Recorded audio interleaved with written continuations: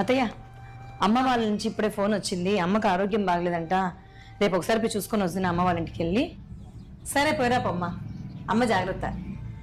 సరే అత్తయ్య.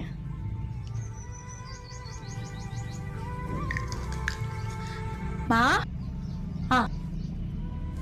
వదిన పుట్టింటికి పోయేస్తాను అత్తయ్య అంటే సరే పోయిరా పొమ్మా అని అంటావా నువ్వు? వదిన ఇట్లా ఏదో ఒకటి సాకు చెప్పేసి ఊరికి పోయేస్తానంటే పంపిస్తావా నువ్వు? ఏదో ఒక సాకు కాదులే, వాళ్ళ అమ్మకి బాగలేదంట. వదిన అడిగితేనే నువ్వు పోమ్మా అని చెప్పకూడదమ్మా. చులకనైపోతావు, నీకే వాల్యూ లేకుండా పోతుంది. రేపు పొద్దున నీకు నెత్తి నెక్కి తాండవేస్తుంది. నీ ఇష్టం, నేను చెప్పినా. నేను ఇక్కడికి వచ్చింది రెస్ట్ తీసుకునేది మా. ఆమె పుట్టింటికి పోతే కొంపల పనులను ఎవరు చేస్తారు?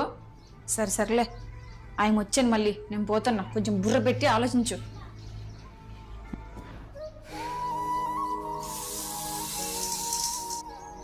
లక్ష్మి కూడా వచ్చింది కదా పాపము, టిఫిన్కి ఇబ్బంది అవుతుంది. అదే దోశకి వేసినాను అనుకో, 2 రోజులు ఇబ్బంది ఉండదు.